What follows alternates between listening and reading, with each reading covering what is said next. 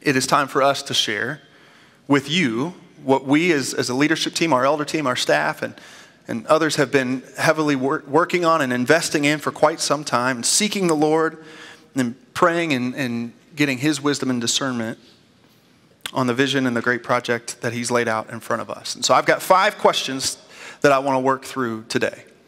And for those of you who are like trying to work ahead or you're trying to fill in the blanks, we did put sheets underneath of every seat. It's not the same questions, all right? So if you're like, oh, I think it's not the same questions. Those are for a response. So we're going to ask you at the end to give a response. I'll explain more about that later. But for now, I'm going to try to answer 5 questions that I think are maybe the most important questions for us when it comes to the vision that God has given us, and then the project that he's laid in front of us in order to move toward that vision. At the end, we will ask for your feedback. And so you're going to get an opportunity to do that. And I also want to clarify that, again, I'm not going to be able to answer every question you have today, and so we're going to work on answering more of those questions in the coming weeks. But we also want you to be a part of this and give us your input so that we can collectively answer those questions together. So I'm going to ask you one more time, are you ready? Yes. Are you ready? All right. Well, then I've got 5 questions. The first one is this: how did we get here? How did we get here? So 5.5 years ago, we started City Church with a vision to be a multi-ethnic, multi-economic, and multi-generational church that is radically committed to Jesus, each other, our city, and our world. That has been the vision of this church from the very beginning. That's why we planted this church in the south side of Fort Wayne, because we just had a vision to see a church reflect the kingdom of heaven. And we have not arrived. Let me be clear. We have not arrived, and we still have a lot of work to continue to pursue that vision. And to be honest with you, part of pursuing a vision is that we'll never fully arrive until we get to the other side. And then every tribe, tongue, and nation will be gathered around the throne worshiping Jesus together. But in the meantime, we have a vision in front of us to get as close to heaven as we possibly can on this side of eternity. And God has given us that vision from day one, and we've been pursuing that from day one. We launched City Church on November 13th of 2016 at the City Life Center. Anybody remember the City Life Center days? Just by show of hands, how many of you ever attended a service at the City Life Center? That is our launch Sunday service, and I would not fit in that shirt anymore. There is no way that thing would fit on me anymore. But that was our launch Sunday service, and then we were there for about 1.5 years. Man, God just started to do something. Started to grow this church in ways that we didn't know, we didn't expect. We didn't know what to expect. And about 1.5 years in, we outgrew that space. Now, if you don't know, the City Life Center sits about 1 mile down the road from here, right next to Southside High School. We loved our first home, and we still love Youth for Christ. Still a strategic partner for us. Incredible ministry that we got to partner with, and we were so thankful for it. But we ran out of room. Around that same time, God opened up an opportunity for us to move 1 mile down the road to where we sit right now. This became our second home. So we moved to the Summit in 2018. And then we continued to see more and more growth. More and more people started showing up. People from every walk of life started showing up here and getting connected and growing in their faith. And pretty quickly, we outgrew our second home. But then we didn't have an option for a third home. And so then we had to add a second service. And so we added that second service, and then we started growing more and more and more. And all of a sudden, we were really starting to wonder, what are we going to do? Like, we are running out of room. We don't have a location. We don't have a plan. We don't have anything laid out yet. And this thing is just bursting at the seams. And then God said, I'll solve that problem for you with a little tiny microscopic thing called a pandemic. Little bug came in the world, and it slowed everything down. Anybody here pre-COVID? Again, raise your hand if you attended this church pre-COVID. Okay, good chunk of people were here before COVID ever hit. And then we went online only, just like everybody else. And I'll be honest with you, it was not in the 5-year plan when we launched City Church that we would shut it down for the foreseeable future 2.5 years in. And so we went online only. We didn't know what was going to play out. We just continued to love and serve our city as best we could. And it was a couple months into the pandemic, that we were made aware that the old Scott's grocery store on Decatur Road in the south side of Fort Wayne was for sale. How many of you ever shopped in this grocery store at some point in your life? Okay. Good chunk of people shopped in that grocery store.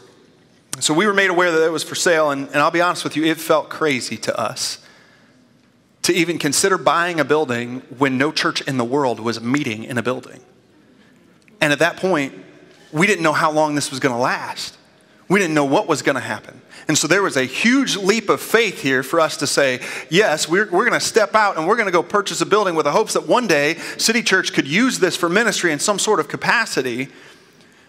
But the one question that we continued to ask as an elder team, as our staff team, as our leadership continued to ask, the one question was, does purchasing this building allow us to move closer to the vision that God has called us to, or not? And the answer we kept coming back to was a resounding yes. It absolutely does. Let me be clear. The building isn't the vision. It's a tool. The building is a tool in order for us to move toward the vision that God has given us. And so we said, absolutely, we could see this as a tool to move us toward that vision. And so we purchased the building and closed on it in December of 2020. And then since then, the pandemic has subsided. And City Church has continued to experience some pretty significant growth in that time. And so now, in this calendar year, 2022, we are averaging right around 700 people a Sunday in our in-person attendance. We can celebrate that. Now, that's between 2 services, adults, kids, everybody in the building, 700 people. And that's at a time, let me just be clear, that's at a time where most churches in our community and around the nation have not returned to anywhere close to their pre-pandemic attendance numbers. We are experiencing, this is the most attendance we've ever had in our history. And I don't say that to say City Church is somehow special. What I'm saying is God is up to something and we're just trying to follow him. We're just trying to be obedient to what he's doing here. As he's drawing people here, we're trying to be good stewards of the people that God draws to this place.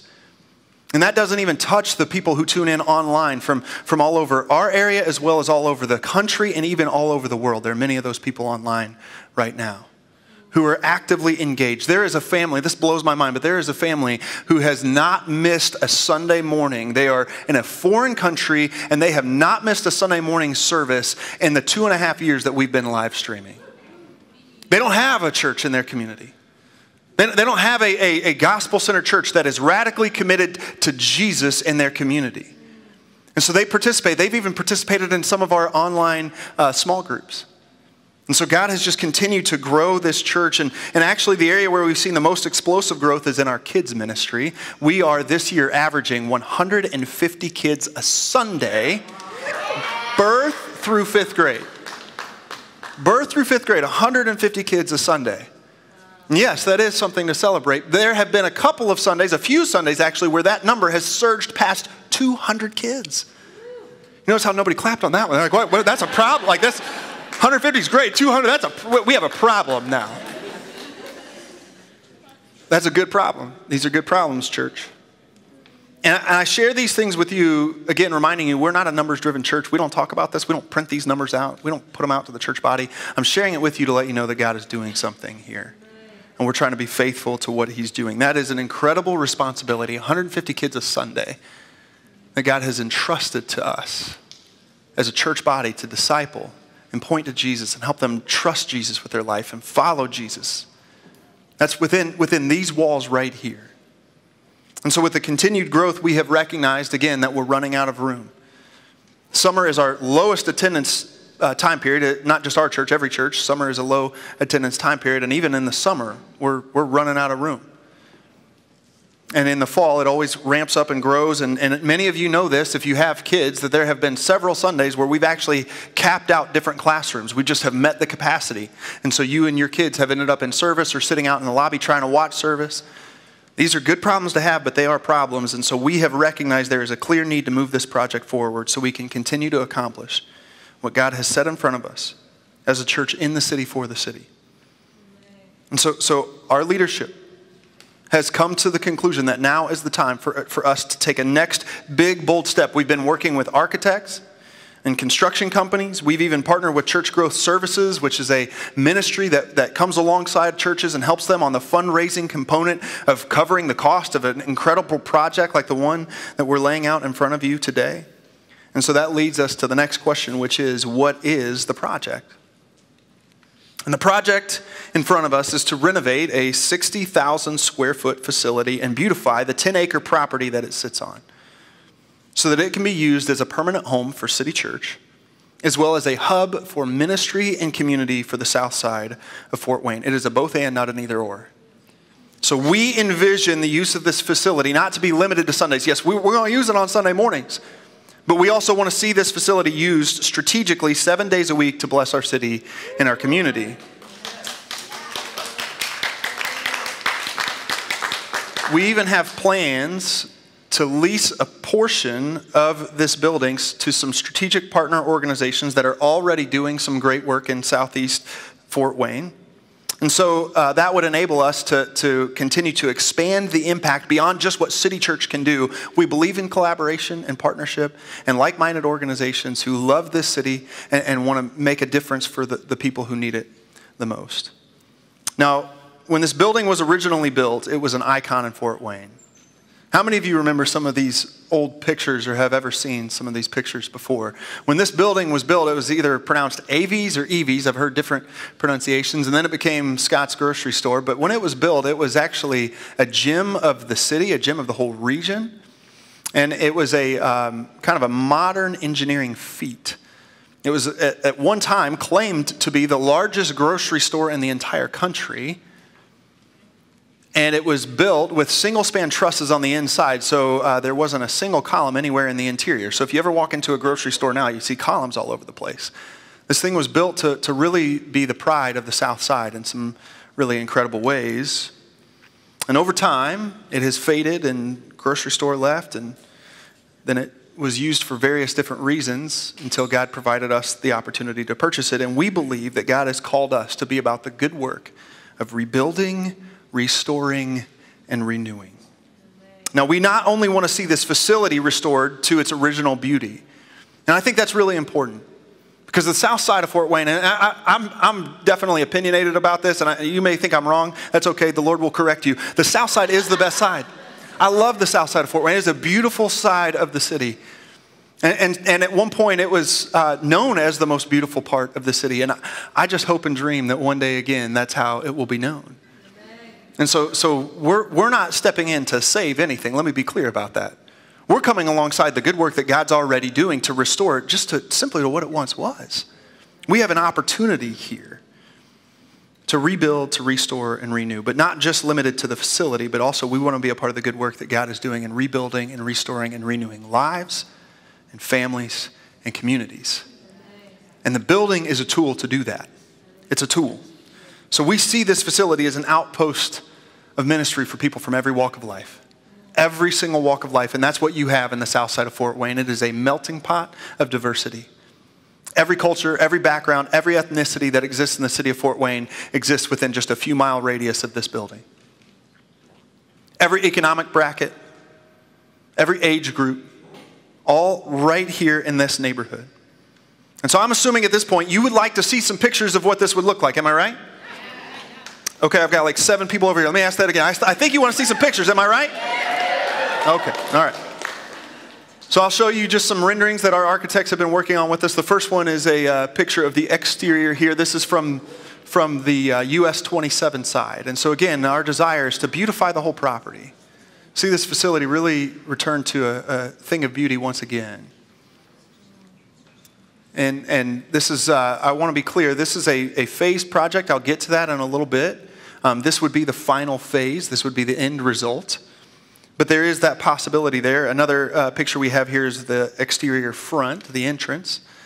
And one of the things we've been trying to be intentional about is leaning into some of those original designs for this facility and trying to even return and honor some of those concepts that were there. So even with just like the awning that came out in front, some of those things, we're trying to really pay attention to the original design as well as bringing it up to speed and giving it a facelift for the future as well. When you come in, the first thing that you would walk into is a lobby that could potentially look something like this. And what I love about this design is it exposes those trusses that I talked about, and it really shines a light on the brilliance that was invested into this facility from the very beginning. But it also opens up a space that it could be used in so many different ways beyond just a Sunday morning. Absolutely. I mean, can you imagine? Just think of it with me for a second. For those of you who are in-person attenders here, just think with me for a second what it would be like to walk into a church building and not have to make 7 turns in order to get into your auditorium. Think about that for just a second. Imagine being a first-time visitor and not having to walk in and go, okay, so what's the next step in the maze? What do I do? How do I get to the... Can you picture that with me for just a second? When you can design a space from the beginning intentionally to be used to bless people, that's what it would provide. But beyond that, we see this lobby space as being a third space, a space that would be open to the community, a space where people could come and sit and have a cup of coffee, have a meeting, use the free Wi-Fi, have a business meeting. Young entrepreneurs from the neighborhood come and sit down and have their conversations with people that they're giving their pitches to. And it would be a space just to provide an opportunity for things just like that all the way through the week. And then from there, you'd walk into the auditorium, which... here's one concept here again, and we're trying to be intentional with every single one of these spaces to design them as multi-purpose as possible. So yes, it would be a space for us to gather and worship on a Sunday morning, but you'll notice we're trying to keep things as simple as we can. 1, because of cost, and 2, because we want it to be able to be used beyond just a city church need. And so we're not trying to make this, let me be clear, we're not trying to make this a real churchy place. We never have been. And the reason for that is because we want to be a church that reaches people who maybe don't want to go to church, maybe aren't comfortable with walking into a church. And so we're just leaning into the industrial feel of the building already. But then beyond that, you'll see things like the chairs in there. They're not anchored seats. We want to be able to move those out of the way. And if we want to have other community events, it'd be a really large space in the southeast side of Fort Wayne for people to be able to do just that sort of thing.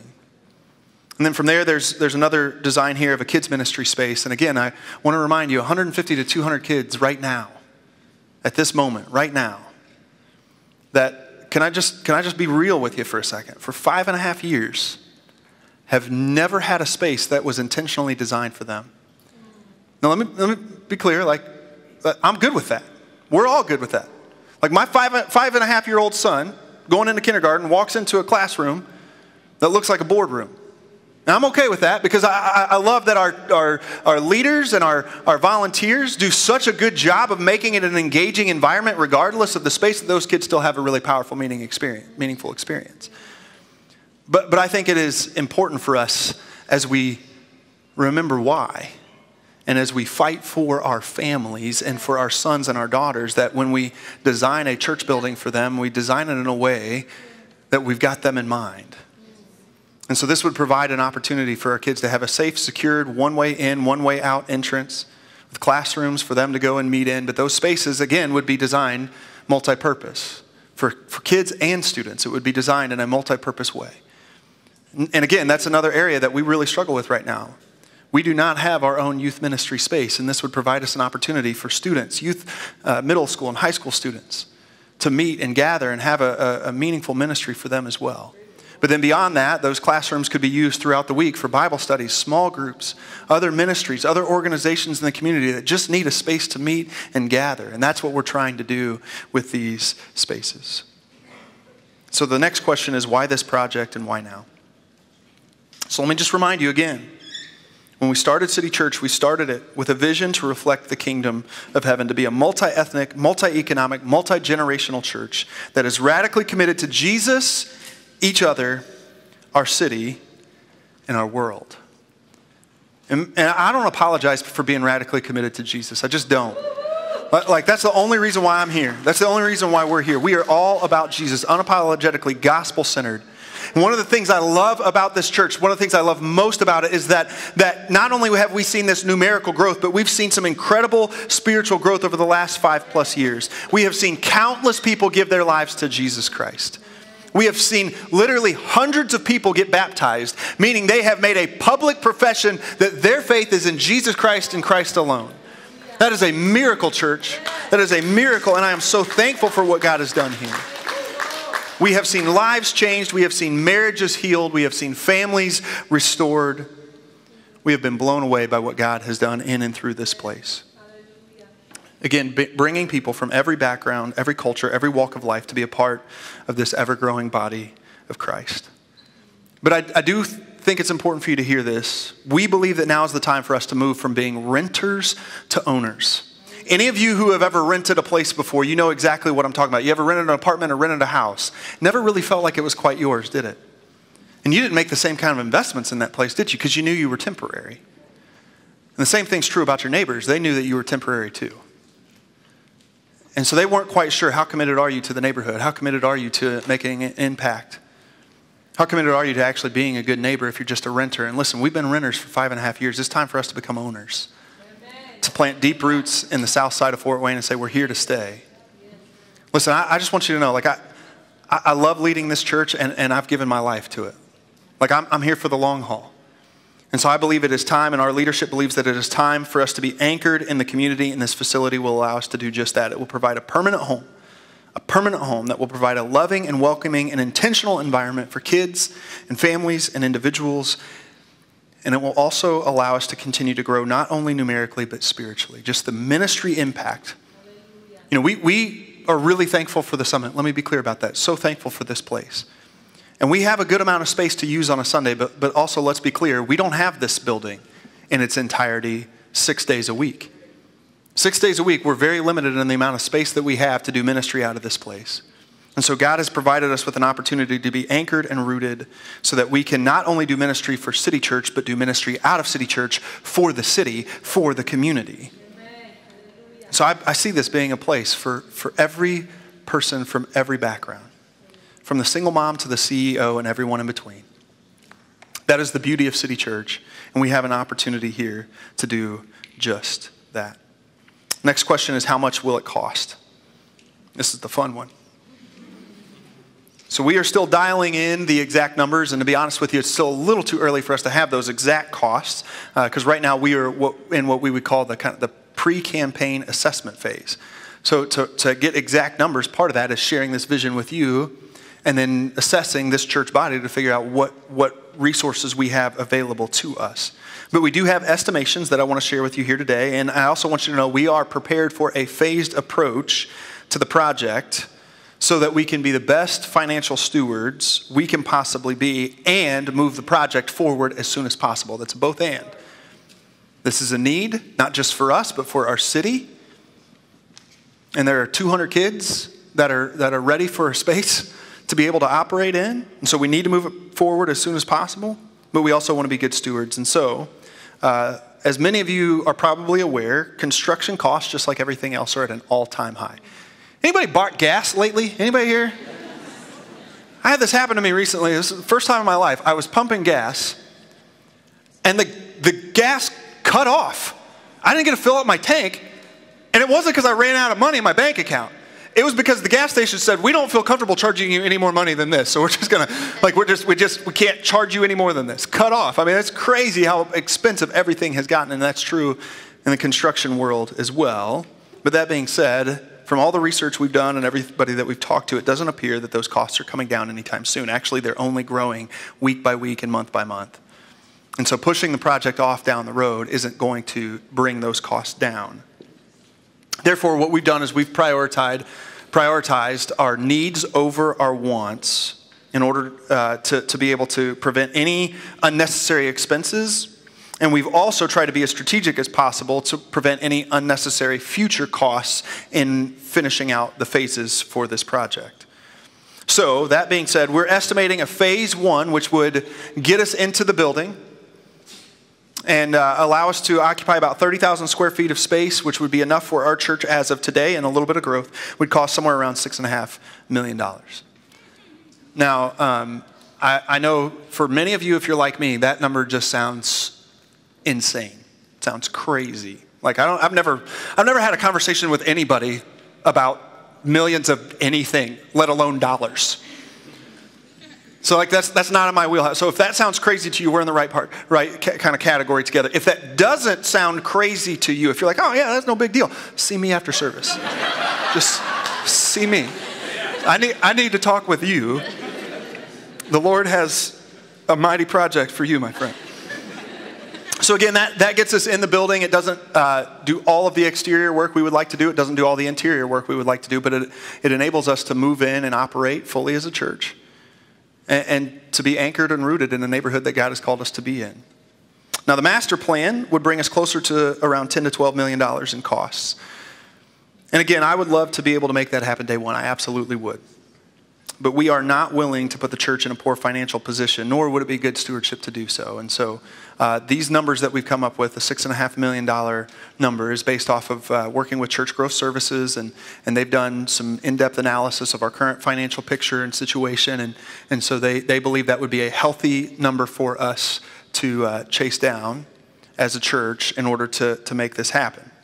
So this approach allows us to grow as we go, and also to continue to invest dollars in ministry rather than pulling from ministry budgets to pay for buildings. Okay, so that's really important to me, that we're not going to pull from our ministry budget in order to just go pay for a building. And so let me be clear again. I would love to do everything all at once. That would be amazing. But we're also trusting that God has a plan for us in His timing, and we're going to continue to follow that plan and be good stewards. And so that leads us to the last question, which is just how will we pay for it? And let me say this first. The real answer to this question is we won't. We won't. Like, I'll be completely honest with you. Like, City Church, I love you all. We don't have the ability to do this on our own. But with our faithfulness and the resources of heaven. Yes. Hallelujah. Taking what we have, what God has entrusted us with, and then letting God take that and multiply it in the same way He did with the loaves and the fish. There's an opportunity for us to see God move and work on our behalf in ways that we've never seen Him move and work before. And so before I even talk about how we're going to pay for it, let me just say this isn't a conversation about money. This is a conversation about faith, about generosity, about discipleship, and about stewardship. That's really what this is about. And so before I say anything else, let me just say, I don't want your money. I've said that from day one. I don't. Never once have you heard me come in here and say, I need you to give this dollar amount to this church. I never will. That's not my place. So what we've said from the very beginning is we want you to seek God, give as God leads, and then we'll trust Him with the results. And guess what? God's been pretty faithful for 5.5 years. He's been pretty faithful to meet every single need we've ever had. And so let's be clear, on our own we won't, but with God's help we can. And so there are 3 components to our part of the funding strategy. The first component is this. It's cash on hand. And so when I say that, I mean what's already been given to the building fund, as well as some other cash reserves that City Church has right now. And so as many of you know, we have the Future Location Fund. You can give to that fund today if you want to. It's a fund that's available on our website. And we've had people faithfully, generously giving to that fund from the moment we launched it. And then we also have some additional reserves that we believe we could take from our current cash reserves without hindering future ministry, without putting the church in a dangerous financial position. And that total amount right now comes to around $500,000. And so that's $500,000 of that $6.5 million. So then the next part of this would be a capital campaign, which we would be targeting a $3 million campaign. And again, that number sounds wild to me. And we've been working with Church Growth Services, and they've got a lot of wisdom on this. They've got a lot of insight on this, and they believe that, you know what? Again, with God's faithfulness and His provision and us stepping out in faith, we could see that come to fruition. But I want to be clear. We're going to ask you to seek God and His leading as we roll out this campaign. And so the timeline for the campaign would be that we would launch it this fall. So today is not a campaign day. So just if you're uneasy right now, you feel like, wait a second, what's the big ask at the end of the service? I'll give you the heads up right ahead of time. The big ask is pray. That's the big ask today. Pray. All right, that's it.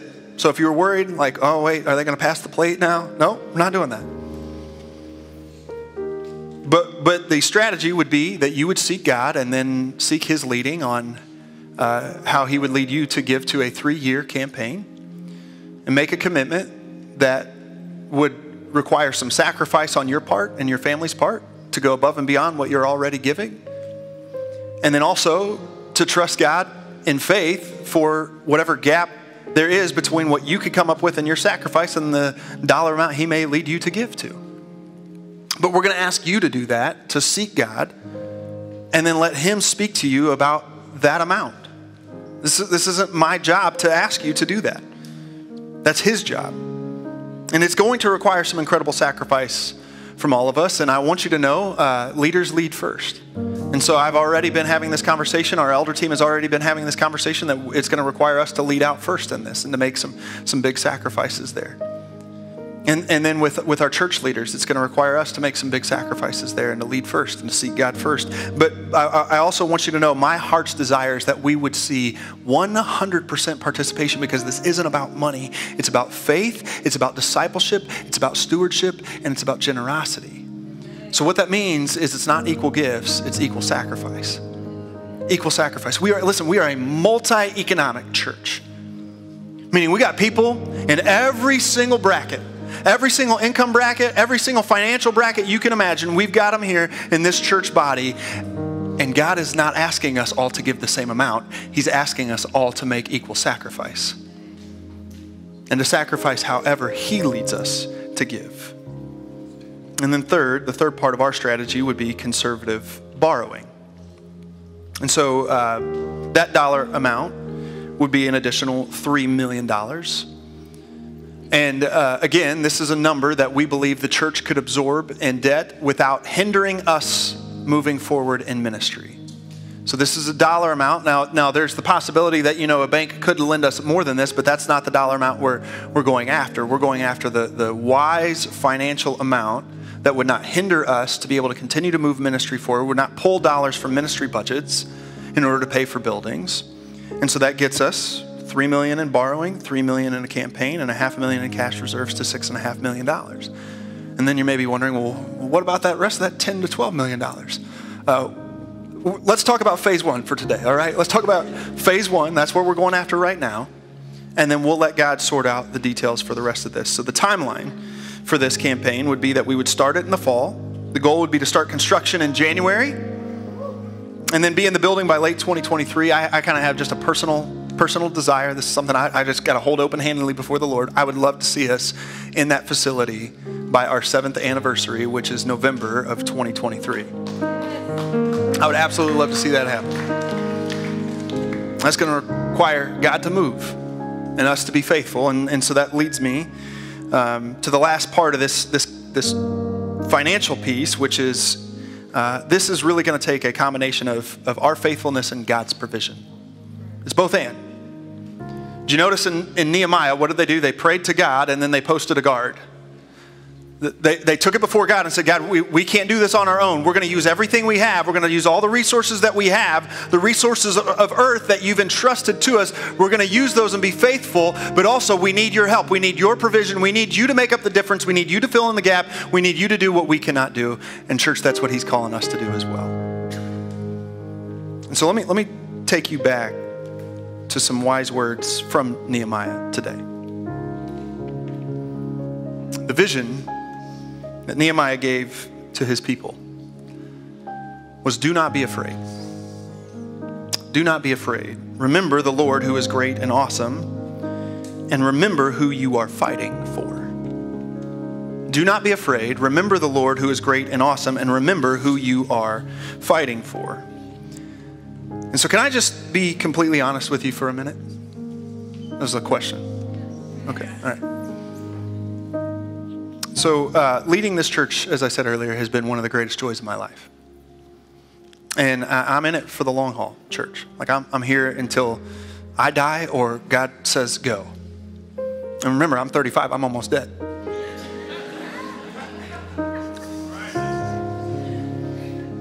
But for 5.5 years, City Church has exceeded every expectation that I ever had. Every single one. We launched this church, I had no idea how we were going to make it happen. I just knew God gave us a vision and a call, and we were going to be faithful. I've said it many times to you before. My 5-year plan for City Church was if we could be a church of 200 people. I thought, man, that would be incredible. We'd be financially self-sustaining. We'd be able to make an impact in our community. And that's the appropriate amount of people for me to pastor. So everybody that came here after 200, I'm sorry, I'm not a great pastor to you. I love you. I'm trying my best. That's why we got elders and other people, staff, and other people coming on board now. City Church has exceeded every single one of my expectations in the very best of ways. We've had some really incredible highs throughout the last 5.5 years. But I also want you to know we've had some really challenging moments. Some really challenging moments along the way. Some really hard moments for me personally and for us as a church. So it was not in the 5-year plan for us to be 2.5 years in and a global pandemic to hit. That wasn't in my textbook in seminary. They didn't talk about that. It was not in the 5-year plan to have the greatest political division that our country has ever seen in any of our lifetimes, and us to have to figure out how do we navigate through that. It wasn't part of the 5-year plan. But every single time we've run into some of those obstacles that we've run into, I want you to know a little bit of just how I'm wired. Like, God wired me to be a problem solver. He wired me that way. He wired me to see an obstacle as an opportunity every single time. Every time I see it and I'm like, okay, there's a way out. There's a strategy. It may be crazy. It may be foolish. It's going to require God to help and intervene in some sort of way, but there is a path forward. Every single time for 5.5 years that I have run into a problem, I've seen a way out. Until now. Until now. I've been staring at this for weeks. We've been looking at it for months. We've tried to cut everything we possibly can out of this thing. We try to cut these numbers down as much as we possibly can. And listen, no matter how much I strategize, I don't have an answer for how we're going to do this. I don't. And that can I be real? Like, that's a tough place for me to be. It's a tough place for me to be. But at the same time, it's an opportunity not just for me, but for all of us to see God do what we cannot do. Like, for the first time in 5.5 years, all along I've been leaning on God. But I felt like God gave me like this brain that says, okay, here's the strategy, and now you're going to need my faithfulness. And now this time around, God's like, so I'm not even giving you the strategy. I don't have it. Church, I wish I did. I don't. How are we going to come up with, $6.5 million and then eventually $12 million or whatever this thing is going to cost? I don't know. I'm out of answers. But can I tell you that the history of God's faithfulness with his people is that right at the moment where they run out of answers, he shows up. Every single time that his people run out of answers, they don't have solutions, they don't have strategies anymore, God shows up. Can I remind you that God intentionally led his people out of Egypt on this wandering journey through the wilderness, only to get to the Red Sea where they didn't have any answers. There was an army coming behind them. There was a sea in front of them. They didn't have a strategy. They didn't have a solution until God said, I've got a plan. I'm going to make a way where there is no way. I've got a path forward for you. And so we have an opportunity here to watch God part the waters, church. We have an opportunity, but it's going to require us. Listen, this is going to require us to not be afraid. To not be afraid. To remember our God who is mighty and awesome. To not be afraid. To remember our God. And then to fight. And can I remind you who we're fighting for? Yes, we're fighting for our families. Yes, we're fighting for the 150 to 200 kids that call this church home every single week. We're fighting for our sons and our daughters, for our wives and our husbands. We're fighting for marriages. We're fighting for families. We're fighting for miracles in this place. Yes, we're absolutely fighting for the generations that are still to come. But beyond that, I also want to remind you that we are fighting for the city. God has given us a vision for the city. He has called us to love this city, and this provides us with an opportunity to plant roots and say, yes, we are here to fight for the city, to provide a place of refuge for the city, for those who are hurting and have been marginalized and have been pushed aside and have been outcast, for us to say our doors are open, you are loved, Jesus loves you, he sees you, he cares about you, he will fight for you, he will change your life, he will save your life. This is an opportunity for us to see God move.